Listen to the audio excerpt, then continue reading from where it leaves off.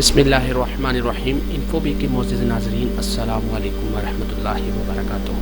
ناظرین، ایک مرتبہ پھر ہم آپ کی خدمت میں ایک نئے ویڈیو اور ایک نئے موضوع کے ساتھ حاضر ہوئے ہیں۔ ناظرین، آج کا میرا موضوع ایک ایسی جگہ کے بارے میں ہے کہ جس کو بچہ بچہ جانتا ہے۔ یہ وہ جگہ ہے جہاں پاکستان کی تاریخ کا بہت ہی اہم تعلق ہے۔ جی ہاں، یہ وہی جگہ ہے جہاں 23 مارچ 1940 کو پاکستان کی قرارداد منظور ہوئی۔ ناظرین، جس طرح امریکہ کا مجسمہ آزادی، فرانس کا ایفل ٹاور اور بھارت کا انڈیا گیٹ، یہ چند ایسی یادگار جگہیں ہیں جو ان ممالک کے لیے بہت اہمیت رکھتی ہیں، اور یہ ایسی جگہیں ہیں جو ماضی کی قربانیاں اور ان کی پرانی یادیں تازہ کرتی ہیں۔ قیام پاکستان کے بعد ویسے تو پاکستان کے طول و عرض میں بہت سی اہم یادگار جگہیں ہیں جو بڑے صغیر کے مسلمانوں کے ماضی کا پتہ دیتی تھی، لیکن ضروری تھا کہ کوئی ایسی یادگار جگہ ہو جو مسلمانوں کی جدوجہد اور ان کی قربانیوں کی عکاسی کرے۔ چنانچہ قیام پاکستان کے 12 سال بعد جب ملک کے حالات کچھ اچھے ہوئے تو عین اسی جگہ جہاں 23 مارچ 1940 کو قرارداد پاکستان منظور ہوئی، وہاں ایک ایسی عمارت کو قائم کرنے کا سوچا گیا جو آنے والی نسلوں کو تحریک آزادی کی یاد دلاتی رہے۔ اس یادگار جگہ کو مینار پاکستان یا یادگار پاکستان کہا جاتا ہے۔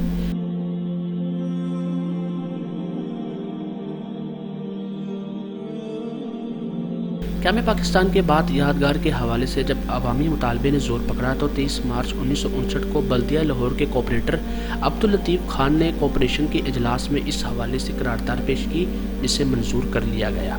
اس وقت پاکستان پر صدر ایوب خان کی حکومت تھی۔ انہیں بھی یہ تجویز بہت پسند آئی۔ انہوں نے فیصلہ کیا کہ منٹو پارک میں عین اسی جگہ جہاں پر قائد اعظم محمد علی جناح نے 23 مارچ 1940 کو قرارداد پیش کی، وہاں پر ایک عمارت قائم کی جائے۔ کمشنر لاہور کی سربراہی میں کمیٹی کو ترتیب دیا گیا، جسے پاکستان میموریل کمیٹی کا نام دیا گیا۔ اس کمیٹی میں مشہور ادیب مختار مسعود اور صوفی تبسم سمیت 22 ارکان شامل تھے۔ ناظرین، کمیٹی کو کچھ ڈیزائن موصول ہوئے، لیکن کسی کو ڈیزائن پسند نہیں آئے۔ چنانچہ تمام ڈیزائن کو جمع کر کے ایک نیا ڈیزائن ترتیب دیا گیا۔ بالآخر مارچ 1960 میں مغربی پاکستان کے گورنر اختر حسین نے باقاعدہ اس یادگار کا سنگ بنیاد رکھا۔ اس عمارت کو یادگار قرارداد پاکستان کا نام دیا گیا۔ ناظرین، تعمیر کی جانے والی اس عمارت کا ایک سکیچ بھی بنایا گیا جو کچھ اس طرح تھا کہ ستارہ نما ایک چبوترے پر ہال نما ایک عمارت قائم کی گئی اور اس کے ساتھ ایک مینار بنا دیا گیا۔ یہ ماڈل کافی خوبصورت تھا، لیکن اس پر لاگت بہت زیادہ آتی تھی، چنانچہ اس ماڈل پر مزید کام روک دیا گیا۔ پھر 1962 میں ایک سادہ اور ایک کم لاگت والا ڈیزائن منظور کیا گیا، جسے مینار پاکستان کا نام دیا گیا۔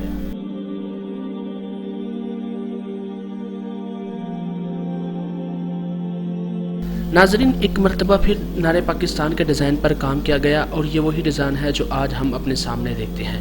یہ ڈیزائن سینٹ پیٹر برگ اسٹیٹ یونیورسٹی کے فارغ التحصیل ایک ماہر تعمیراتی نصر الدین خان نے تیار کیا۔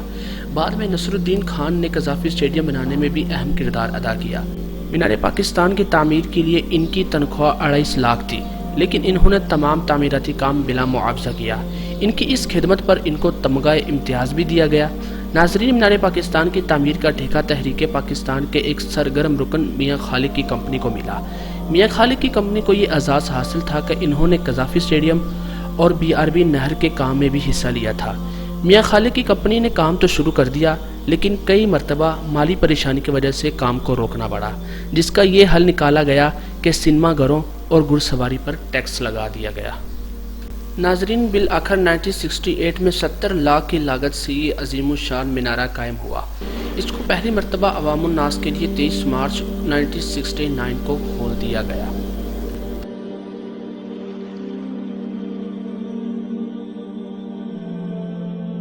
ناظرین، مینار پاکستان کا structure design civil engineer Abdul Rahman Khan Niazi نے تیار کیا۔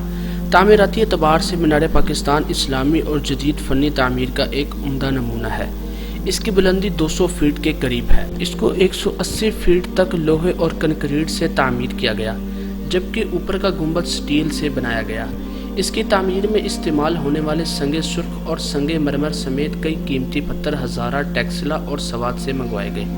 ناظرین، مینار پاکستان پر 5 گیلری اور 20 منزلیں ہیں۔ سب سے پہلے گیلری جو پھول نما ہے، یہ 30 فیٹ تک ہے۔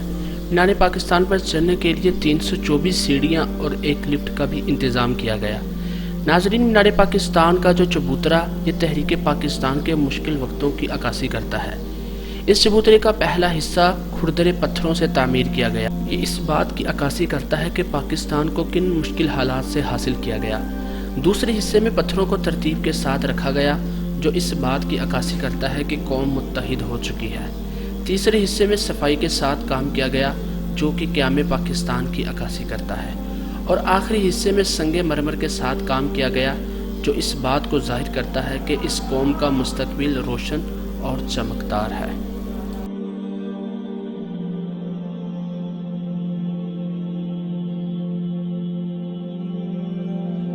ناظرین، مینار پاکستان کے نچلے حصے پر 7 فٹ لمبی اور 2 فٹ چوڑی ایسی سیلیں نصب کی گئی ہیں جن پر خوبصورت عبارتوں کو لکھا گیا ہے۔ ان سیلوں پر اردو، بنگلہ، انگلش اور عربی زبان میں حصول پاکستان اور اس کی آزادی اور ایک آزاد قوم کی نشاندہی کی گئی ہے۔ ان سیلوں پر اللہ کے 99 نام قرآنی آیات کے علاوہ اردو، بنگلہ، انگلش زبان میں قرارداد پاکستان کا متن لکھا گیا۔ قائد اعظم کی تقاریروں کا اقتصابات اور علامہ اقبال کے مشہور زمانہ نظم مجھے ہے حکم اذان اور مختلف اقوال بھی لکھے گئے ہیں۔ ایک تختی پر قومی ترانہ اور صدر دروازے پر اللہ اکبر اور مینار پاکستان کے الفاظ کندہ ہیں۔ یہ خطاطی مشہور زمانہ خطاط حافظ یوسف صدیقی، محمد صدیق، صوفی خورشید عالم، ابن پروین اور محمد اقبال نے لکھی ہیں۔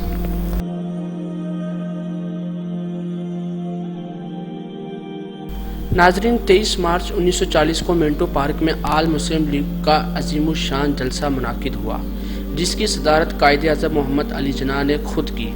اس جلسے میں انہوں نے برصغیر کے مسلمانوں کے لیے ایک الگ ملک کی قرارداد پیش کی جسے قرارداد لاہور کہا گیا اور بعد میں اس کو قرارداد پاکستان کا نام دیا گیا۔ مینار پاکستان کی اہمیت کا اندازہ اس بات سے لگایا جا سکتا ہے کہ اس کو اسی جگہ قائم کیا گیا جس جگہ پر یہ عظیم الشان جلسہ منعقد ہوا تھا۔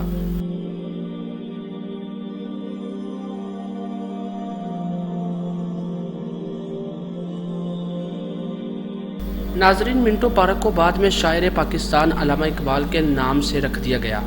ایک وقت میں صرف یہ پارک 18 ایکڑ پر مشتمل تھا، لیکن بعد میں کئی حکومتوں نے اس کی تزئین و آرائش کا کام جاری رکھا۔ شروع میں یہ علاقہ ریزرویشن میموریل کمپنی کے سپرد تھا، بعد میں 1984 میں لاہور کے ترقیاتی ادارے لاہور ڈیولپمنٹ اتھارٹی کے سپرد کر دیا گیا۔ اس ادارے نے پارک میں کئی تجاوزات کا خاتمہ کیا اور گرد و نواح کو خوبصورت بنانے کے لیے کئی اقدامات کیے۔ اقبال پارک میں بچوں کے لیے خوبصورت پارک بنائے گئے۔ پھول گیلریوں کے ساتھ ساتھ پارک میں موجود جھیل کو مزید وسعت دی گئی۔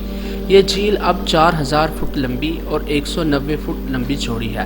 ناظرین، ویسے تو ہر دور میں اس کو خوبصورت بنانے کا کام کیا گیا، لیکن 2015 میں پنجاب حکومت نے میگا پروجیکٹ کے تحت اس کا مکمل نقشہ ہی بدل دیا۔ منصوبے کے تحت مینار پاکستان کے قریب تمام تاریخی عمارتیں اس پارک میں شامل کر دی گئی، جیسا کہ شاہی قلعہ، بادشاہی مسجد، حضوری باغ اور مزار اقبال کو اس پارک میں شامل کر دیا گیا اور اس کو گریٹر اقبال کے نام سے مشہور کر دیا گیا۔ اس طرح پاکستان کے قومی ترانہ لکھنے والے حفیظ جلندری کا بھی اسی جگہ مزار ہے۔ ایک ریسرچ کے مطابق اس پارک پر اب تک 98 کروڑ کا خرچہ ہو چکا ہے۔ تکمیل کے بعد اب اس پارک کا رقبہ 120 ایکڑ تک ہو چکا ہے۔